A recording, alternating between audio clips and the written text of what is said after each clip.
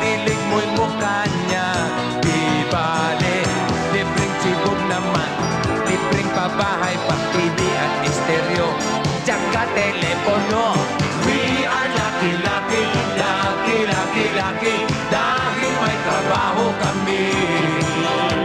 Sa aming trabaho, wis kaming reklamo, pagkat mahal namin ito.